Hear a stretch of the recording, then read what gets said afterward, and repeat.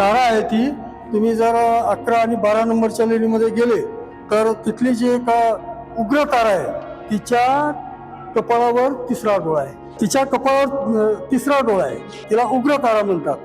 ते म्हणजे ज्ञानाचं प्रतीक. पूर्वी लोक म्हणायचे का नाही अरे बाबा काला अक्षर भैस बरोबर पण याला तिसरा डोळा आहे. तुम्ही जर सुशिक्षित असले तिसरा डोळा तो तिसरा डोळा म्हणजे ज्ञानाचा डोळा.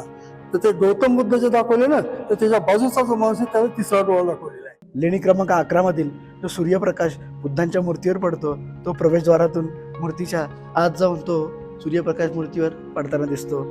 हा सूर्यप्रकाश देखील हळूहळू बुद्धांच्या पायावरती छातीवरती नंतर चेहऱ्याकडे जाईल.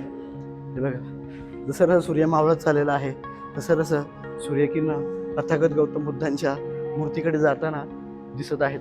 जसं जसं सूर्य मावळत चाललेला आहे तसं तसं प्रत्येक बुद्ध मूर्तीवरती सूर्यकिरण पडताना आपल्याला इथे दिसून येत आहे. लोकांनी या ठिकाणी तरी देखील भेट दिली पाहिजे. लेणी क्रमांक 10 मध्ये चैत्यगृहामधील वरच्या साईडला चैत्य गवक्ष आहे या चैत्य गवक्षामधून सूर्यप्रकाश गौतम बुद्धांच्या मूर्तीवर पडतो. लेणी क्रमांक 11 इथे आल्यानंतर आपल्याला 30 मजली बौद्ध लेणीचं कोरीवकाम आपल्याला इथे पाहायला मिळतो. या ठिकाणी आपल्याला बौद्ध भिक्षूंना राहण्यासाठीचे ठिकाण या दगडामध्ये या कातळामध्ये कोरण्यात आलेलं आहे. 3 मजली इमारत ज्याप्रमाणे निर्माण केली जाते बांधली जाते त्याच प्रकारे 2000 वर्षापूर्वी ही 3 मजली इमारत कशी कोरली गेली असेल हे बघून सुद्धा आज विचार पडत आहे. खालच्या साईडला आपल्याला समोरच्या साईडला गौतम बुद्धांची मूर्ती पाहायला मिळत आहे. ही मूर्ती ध्यानस्थ अवस्थेमध्ये आहे. खरंच त्यावेळेस कुठलीही टेक्नॉलॉजी नसताना मशीन नसताना एवढा मोठा कातळ डोंगर कसा फोडला असेल आज देखील विचार पडत आहे. अभ्यास करून देखील उत्तर सापडलेलं आहे की फक्त चिनी आणि हातोड्यांनी हे संपूर्ण कातळ फोडलं गेलं आहे. पण तरीसुद्धा विश्वास पटत नाही आहे की हे फक्त चिनी आणि हातोडीने कसं कोरलं असेल. आज देखील ते आश्चर्यचकित आहे. खरं जर विश्वासच बसत नाही आहे. खरंच त्यावेळेस त्या लोकांनी किती मनाची एकाग्रता ठेवली असेल किती संयम ठेवला असेल किती रात्रंदिवस मेहनत घेतली असेल. त्यावेळेस हा खडक फोडला गेला असेल त्यावेळेस त्या लेण्याची निर्मिती झाली असेल. त्या आतमध्ये आल्यानंतर गौतम बुद्धांची आपल्याला मूर्ती पाहायला मिळते. या ठिकाणी देखील आपल्याला किरणाचा सोहळा पाहायला मिळत आहे. सम्यक संबुद्ध समोर बसलेले आहेत. त्यांच्या पायावर आता सूर्यकिरण पडलेले आहेत. जसं जसं सूर्यकिरण मावळत चाललेलं आहे तसं तसं सूर्यकिरण या मूर्तीच्या पायावरून वरती चेहऱ्यापर्यंत जात आहेत. संध्याकाळचं मावळतं सूर्य आपल्याला इथे समोर पाहायला मिळत आहे. मावळत्या सूर्याची किरणे थेट गौतम बुद्धांच्या मूर्तीवर पडत आहेत. हे बघा हा देखील छोटासा किरणाचा सोहळा आपल्याला इथे पाहायला मिळतो.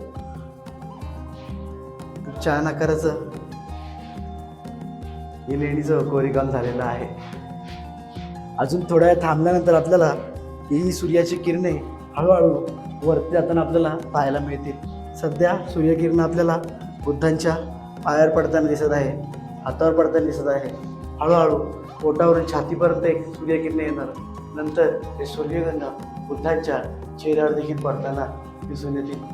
लेणी क्रमांक 11 मधील जो सूर्यप्रकाश बुद्धांच्या मूर्तीवर पडतो तो प्रवेशद्वारातून मूर्तीच्या आत जाऊन तो सूर्यप्रकाश मूर्तीवर पडताना दिसतो.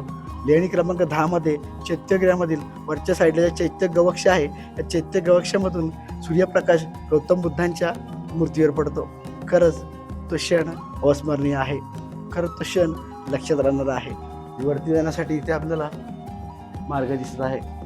या ठिकाणी बघू शकतो पहिल्या मजल्यावरती गौतम बुद्धांची भूमिस्पर्श मुद्रेमधील मूर्ती पाहायला मिळत आहे. या मूर्तीवर देखील सूर्यकिरण पडताना दिसत आहेत.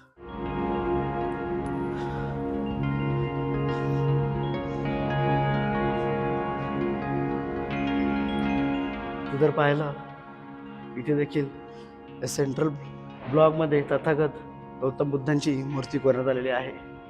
इथे देखील आता हा सूर्यप्रकाश हळूहळू बुद्धांच्या पायाजवळ येत आहे, बुद्धांच्या मूर्तीजवळ येत आहे.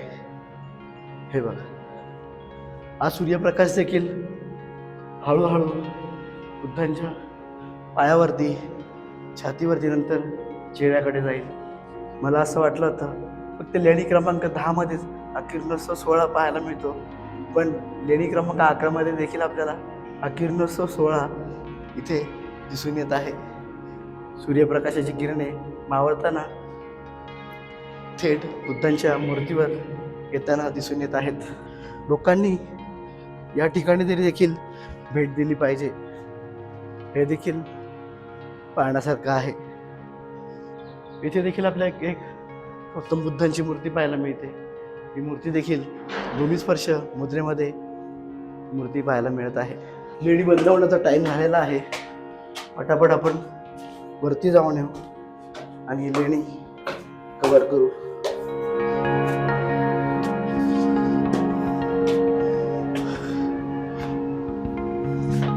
अशा प्रकारे भुयारातून वरती साईडला येण्यासाठी मार्ग तयार झाले इकडे दिसून येत आहे. इथे देखील आपण जर बघितलं, सध्या मी दुसऱ्या मजल्यावर आहे. इथे देखील सूर्यप्रकाश थेट गौतम बुद्धांच्या मूर्तीकडे जाताना दिसून येत आहे. जसं जसं सूर्य मावळत जाईल तसं तसं सूर्यकिरण गौतम बुद्धांच्या मूर्तीकडे जाताना ते दिसत आहे.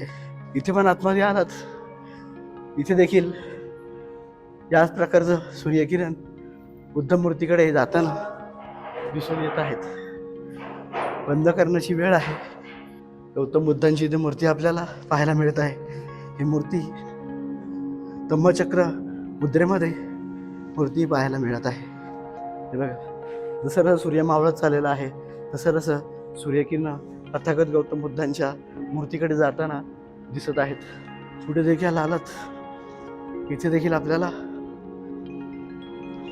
गोरीकाम झालेलं दिसून येत आहे. या ठिकाणी आपल्याला कुठल्याही प्रकारची मूर्ती दिसत नाही. लेणी क्रमांक 1200 त्यानंतर देखील आपल्याला 3 मजली लेणी पाहायला मिळत आहे. हे बघा, हा लेणीचा पहिला फ्लोअर आहे. त्याच्यानंतर वरती दुसरा आणि हा तिसरा फ्लोअर आपल्याला इथे पाहायला मिळत आहे. या साईडला देखील आपल्याला 2 मजली लेणीचं कोरीकाम पाहायला मिळत आहे. लेणी क्रमांक 12 मध्ये आपल्याला सभामंडप पाहायला मिळत आहे. खूप सारे पिलर सभामंडपमध्ये आपल्याला पाहायला मिळत आहेत. समोरच्या साईडला गौतम बुद्धांची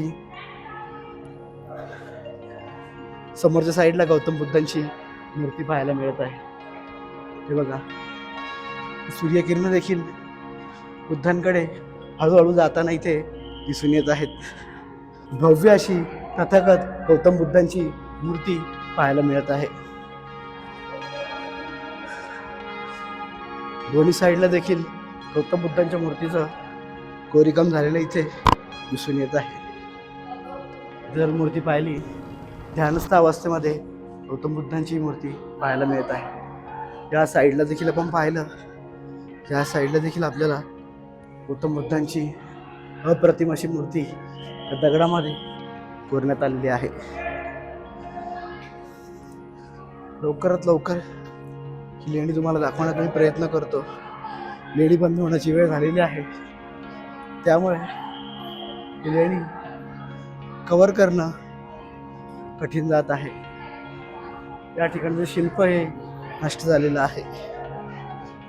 आता आपण वर जाऊया. दुसऱ्या मजल्यावर आल्यानंतर देखील आपल्याला खूप छान असं कोरीकाम पाहायला मिळत आहे. आता आपण लेणीकडे आल्यानंतर ही लेणी बंद दिसून येत आहे. ते कडी लावण्यात आलेली आहे. या ठिकाणी देखील सुंदर असं शिल्प कोरण्यात आलेलं आहे. समोर गौतम बुद्धांची मूर्ती पाहायला मिळत आहे. ही मूर्ती भूमिस्पर्श मुद्रेमध्ये कोरण्यात आलेली आहे. दोन्ही साईडला आपल्याला बोधिसत्व पाहायला मिळत आहेत. सध्या या ठिकाणी दरवाजा असल्यामुळे दरवाजा लॉक आहे. आपण गौतम बुद्धाची मूर्ती आतून पाहू शकत नाही. हे बघा, भव्य दिव्य असं वेरूळ लेणीचं कोरीकाम झालेलं आहे. इकडे वरांड्यामध्ये आपल्याला गौतम बुद्धांची मूर्ती पाहायला मिळत आहे. हे बघा, हे देखील असं अप्रतिम शिल्प असं कोरण्यात आलेलं आहे. या साईडला आल्यानंतर शिल्प जर बघितलं तर हे बघा,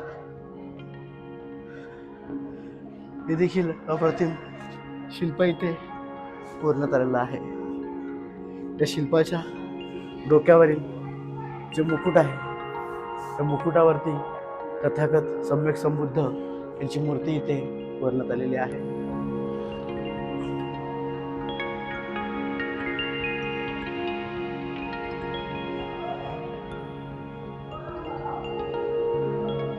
बोधिसत्व तारा यांची मूर्ती इकडे कोरण्यात आलेलं आहे.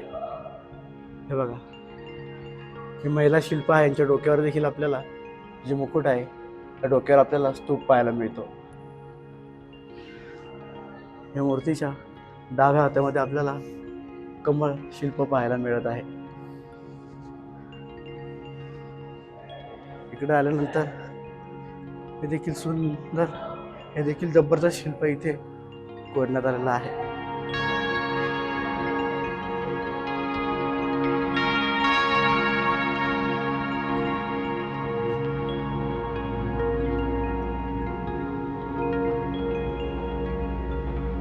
बोधिसत्वांच्या डोक्यावरती आपल्याला घुमुटमध्ये तथागत गौतम बुद्धांची मूर्ती इथे कोरण्यात आली होती. आज ती दुसर झालेली आहे. वरच्या साईडला देखील गौतम बुद्धांची मूर्ती कोरण्यात आलेली आहे. तारा आहे ती, तुम्ही जर 11 आणि 12 नंबरच्या लेणीमध्ये गेले तर तिथली जी एक उग्र तारा आहे तिच्या कपाळावर तिसरा डोळा आहे. तिच्या कपाळावर तिसरा डोळा आहे. अजिंठा तिला उग्र तारा म्हणतात. आणि अजिंठा लेणीमध्ये सुद्धा गौतम बुद्धाचा जो जन्म दाखवलेला आहे तिथे तुम्हाला इंद्र दाखवलेला आहे. इंद्राच्या हाती ते जन्मलेलं बाळ दाखवलेलं आहे. त्याच्यासोबत जे एक अजून एक व्यक्ती त्याच्या कपाळावर आडवा डोळा दाखवले तिसरा. लेणी क्रमांक ते लेणी क्रमांक 2 अजिंठा 2 मध्ये गौतम बुद्धाच्या जन्माची कहाणी दाखवलेली. त्यामध्ये महामायेचं स्वप्न, नंतर महामायेचा जन्म झाला.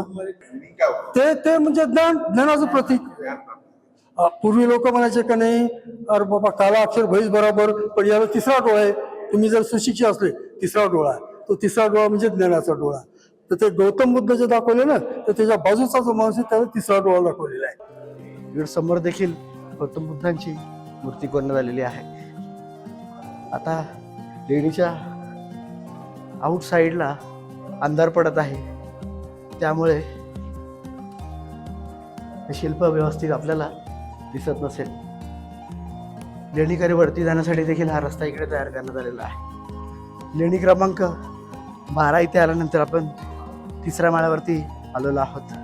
भव्य दिव्य असं या लेणीचं कोरीकाम इथे झालेलं आपल्याला दिसून येत आहे. या लेणीच्या बाहेरील वरांड्यामध्ये आपल्याला गौतम बुद्धांची मूर्ती पाहायला मिळत आहे. ही मूर्ती भूमिस्पर्श मुद्रेमध्ये आपल्याला दिसून येत आहे. गौतम बुद्धांच्या दोन्ही बाजूला आपल्याला बोधिसत्व शिल्प देखील दिसून येत आहेत. हे बघा, सूर्य मावळत चाललेला आहे. जसं सूर्य मावळत चाललेला आहे तसं सूर्यकिरण गौतम बुद्धांकडे वळत आहेत. गौतम बुद्धांच्या मूर्तीवरती पडत आहेत. जबरदस्त असं कोरीकाम इकडे पाहायला मिळत आहे. या साईडला जर बघितलं, अप्रतिम शिल्प इथे कोरण्यात आलेलं आहे. सप्तबुद्ध आपण नेहमी सूरज जगताप सरांकडून ऐकत असतो. या ठिकाणी आपल्याला सप्तबुद्धांची मूर्ती पाहायला मिळत आहे. हे बघा, या साईडला सम्यक संबुद्ध यांची मूर्ती पाहायला मिळत आहे.